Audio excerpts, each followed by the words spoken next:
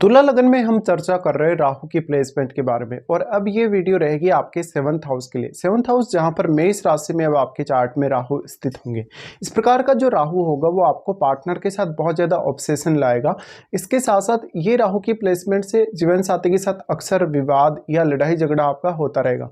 भले ही अगर मंगल भी बहुत अच्छी स्थिति में आपके चार्ट में हो तो भी इसकी संभावना बनती है, क्योंकि यहाँ की क्वालिटीज़ को राहु बहुत ज़्यादा इंक्रीज करने और मल्टीप्लाई करने का काम करेंगे, जिससे आप भावनात्मक रूप से भी और फिजिकली भी बहुत ज़्यादा अपने पार्टनर के साथ अटैच होने को देखेंगे।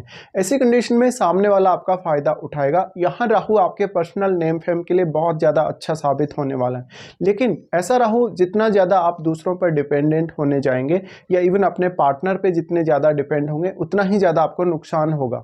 यहाँ पे अब आपको ये देखना होगा कि राहु के साथ वास्तव में कोई अन्य ग्रह यहाँ है या नहीं। अगर कोई भी अन्य ग्रह है और अगर वो राहु का मित्र ग्रह नहीं है तो इससे आपके नेम फेम पर, आपकी प्रसिद्धि या प्रतिष्ठा पर काफ़ी नेगेटिव असर पड़ सकता है। और मैरिड लाइफ पर तो फिर भी नेगेटिव असर पड़ेगा ही पड़ेगा।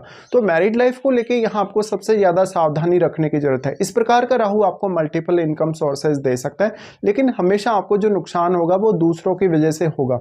या आप किसी भी पर्सन को अपनी लाइफ में लाते हैं, चाहे आप उसके साथ रिलेशनशिप में हैं, उसके साथ पार्टनरशिप में हैं या किसी भी अन्य तरीके से। यहाँ राहु की प्लेसमेंट है तो अब यहाँ कहीं ना कहीं आपके लगन में भी केतु स्थित होंगे। लगन में केतु के स्थित होते हुए स्वयं को जानने या स्वयं की क्वालिटीज को पहचानने में आप उतने ज्यादा सक्षम नहीं होंगे। इससे दूसरे लोग तो आपको बहुत ही इजीली जज कर लेंगे, लेकिन कहीं ना कहीं आपके लिए दूसरों को जज करना उतना ज्यादा इजी नहीं रहेगा। तो यहाँ पे हो सकता है कि आप अपने पार्टनर को सेलेक्ट करने में गलतियां कर दें, या दूसरों के साथ जब भी आप कॉन्टेक्ट में आते हैं या उनके साथ इंटरेक्ट करते हैं तो कहीं ना कहीं आपको दिक्कतें होंगी। यहाँ पे अब आपके चार्ट में जिन भावों के भी स्वामी राहु के साथ बैठे हैं उन भावों को देखिए। उन भावों के साथ भी आपकी बहुत ज़्यादा अपेक्षाएं जुड़ी हुई रहेंगी, और उन भावों से जुड़े हुए रिश्तों के साथ भी राहु की ये प्लेसमेंट से आपका विदेश सेटल होना मैरिज के बाद या विदेश जाना संभावित हो सकता है। लेकिन अगर मान लीजिए यहाँ मंगल अभी अच्छी स्थिति में आपके चार्ट में नहीं बैठे हैं तो ऐसा राहु आपको काफ़ी ज़्यादा नुकसान दे सकता है, और मैरिज कहीं ना कहीं बहुत ही ज़्यादा बड़ा एक इशू बन जाएगा आपकी लाइफ में। इसके साथ साथ अगर हम एस्पेक्ट्स को देखेंगे राहु के, तो राहु एस्पेक्ट करते हैं 11वें भाव को। 11वें भाव को जब राहु एस्पेक्ट करते हैं तो सबसे पहली बात तो राहु यहाँ फायरी साइन में ही बैठे हैं, और जब वो 11वें भाव को एस्पेक्ट करेंगे तो वहाँ भी वो फायरी साइन को ही एस्पेक्ट कर रहे हैं, इसलिए यहाँ आपकी अपेक्षाओं को और भी तीव्रता से वो बढ़ा देते हैं।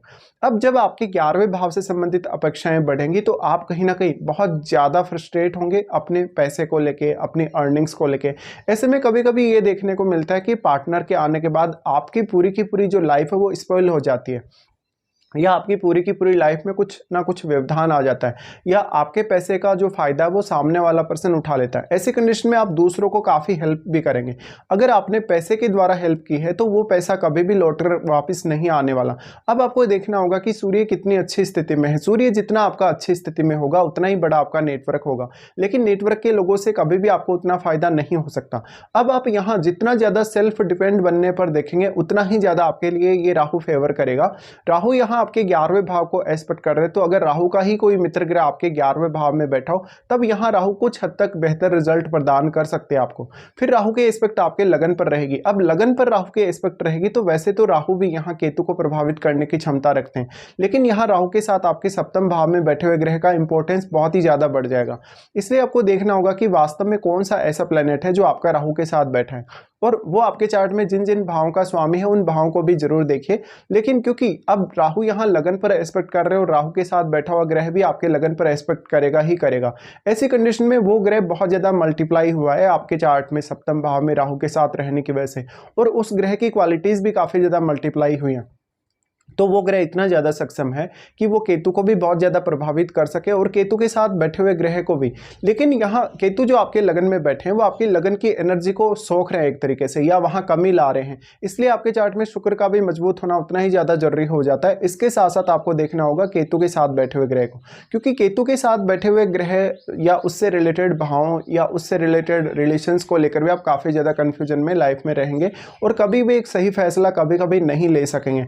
ऐसी कंडीशन सिचुएशन में राहु की जो एस्पेक्ट आपके लगन पे है वो आपको पर्याप्त रूप से नेम फेम देगी और हमेशा दूसरों के आप केंद्र में रहेंगे, लेकिन इसका आभास वास्तविक तौर पे आपको हो नहीं पाएगा और यही आपकी सबसे बड़ी भूल होगी। आप इवन खुद को लेके भी बहुत ज़्यादा कन्फ्यूजन में रहेंगे, तो यहाँ आपके लिए ये काफ़ी ज़्यादा डिफिकल्ट होगा। तो अब राहु से संबंधित जो रिजल्ट्स हैं वो आपकी लाइफ में दूसरे लोगों के आने या दूसरों के साथ आपका जो बिहेवियर है, दूसरों के साथ आपका जो कॉन्टेक्ट है, उसके ऊपर ही मोस्टली डिपेंड करता है।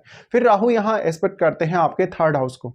थर्ड हाउस को जब राहु एस्पेक्ट करेंगे तो यहाँ अब ये अपने नीच के घर को एस्पेक्ट कर रहे हैं। नीच के घर को एस्पेक्ट कर रहे हैं तो यहाँ आपके हार्डवर्क को बढ़ा देंगे, आपको जरूरत से ज़्यादा हार्डवर्क करना पड़ेगा। हो सकता है आपके पार्टनर ने ऐसी कुछ गलतियां करी हो आपकी लाइफ में जिसकी वजह से आपका हार्डवर्क बढ़ गया हो, या आपके ऊपर आपके पार्टनर ने कोई ऐसी बहुत बड़ी जिम्मेदारी डाल दी हो, कर्ज का बोझ डाल दिया हो। तो इस तरीके से आपको बहुत ज़्यादा सावधानी बरतनी होगी। मोस्टली जब इस प्रकार का राहु थर्ड हाउस पे एस्पेक्ट करेगा तो भाई बहनों के साथ या पड़ोसी रिश्तेदारों के साथ काफ़ी तनाव देगा और अक्सर जीवन में यात्राएं बहुत ज़्यादा देगा। लेकिन यहाँ आपके पर्सनल टैलेंट को लेकर राहु बहुत अच्छा साबित हो सकता है, बट आप स्वयं को समझने में उतने ज़्यादा सक्षम नहीं होंगे। अब सिर्फ और सिर्फ आपका यहाँ राहु के साथ बैठा हुआ ग्रह ही आपकी सबसे ज़्यादा मदद कर सकता है। तो राहु का जो थर्ड हाउस पे एस्पेक्ट है, यहाँ अपने रिश्तों के साथ उतने ज़्यादा भावुक ना हो। लाइफ में कोई भी बहुत बड़ी रिस्क आपको लेना है तो बहुत ही सोच समझ कर लें। साथ साथ में ऐसा राहु आपको काफी क्विक बनाएगा, आपको काफी सारी यात्राएं देगा, उन यात्राओं के थ्रू आपको काफी सारे कार्य देगा जिसमें आप हमेशा बिजी नजर आएंगे। ऐसे में थोड़ा सा समय आपको खुद को जरूर देना चाहिए।